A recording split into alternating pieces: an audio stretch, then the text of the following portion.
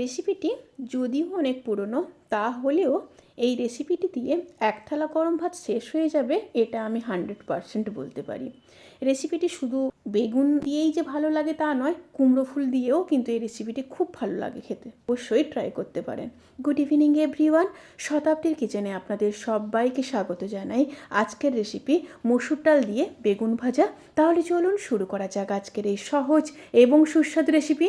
এই রেসিপির জন্য আমি কিছুটা মসুর ডাল নিয়ে নিয়েছি। মসুর ডালগুলোকে প্রায় 1 ঘন্টা জলে ভিজিয়ে রেখে ছেঁকে নিয়েছি। এবার পেস্ট করে নেব। অল্প অল্প জল দিয়ে পেস্ট করে নিয়ে তারপর ফিরে আসছি।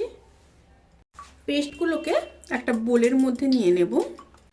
এবার বেটে রাখা ডালের মধ্যে দিয়ে দেব পরিমাণ মতো লবণ, 1 চামচ কালো জিরে, রোস্টেড জিরে আর ধনের গুঁড়ো দিয়ে দেব 1 চামচ, 1/2 চামচ হলুদ গুঁড়ো, 1/2 চামচ লঙ্কার গুঁড়ো, 2 পিস কুচিয়ে রাখা কাঁচা লঙ্কা। এখানে লঙ্কার পরিমাণটা আপনারা নিজেদের পছন্দ মতো দেবেন। আর দিয়ে দেব কিছুটা ধনেপাতা। দিয়ে খুব ভালো করে মাখিয়ে নেব। ঘনত্ব কিন্তু এরকম থাকবে, বেশি জল দিয়ে কিন্তু বাটবেন না। আমি খুবই সামান্য প্রায় 3 চামচ মতো জল দিয়ে বেটে নিয়েছি। এবার দুটো বেগুন নিয়েছি, বেগুনগুলোকে কেটে নেব।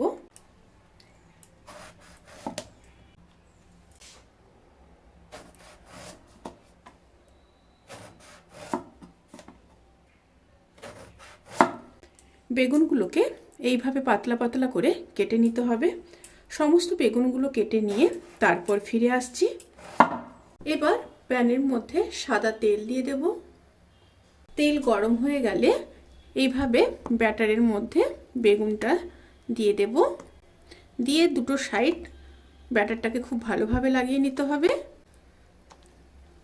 এবার তেলে ছেড়ে দেব।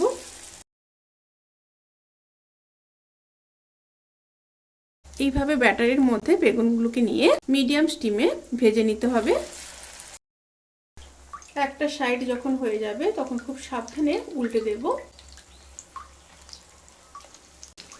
এই কাজটি কিন্তু খুবই সাবধানে করতে হবে।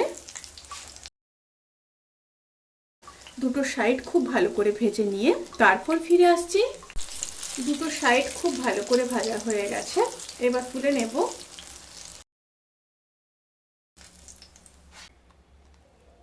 এইভাবে সবগুলো ভেজে নিয়ে তারপর ফিরে আসছি। রেসিপিটি কেমন লাগলো প্লিজ কমেন্ট করে জানাতে কিন্তু ভুলবেন না। যদি ভালো লেগে থাকে তাহলে সাবস্ক্রাইব করে পাশে থাকা বেল আইকন প্রেস করে নোটিফিকেশান অল করে রাখবেন। তাতে করে আমি যত রেসিপি দেব সমস্ত লিঙ্ক আপনাদের কাছে পৌঁছে যাবে। আপনারা সবাই ভালো থাকবেন, সুস্থ থাকবেন, সাবধানে থাকবেন। আজকের মতো এই পর্যন্ত। পরের ভিডিওর জন্য অপেক্ষা করুন। টাটা।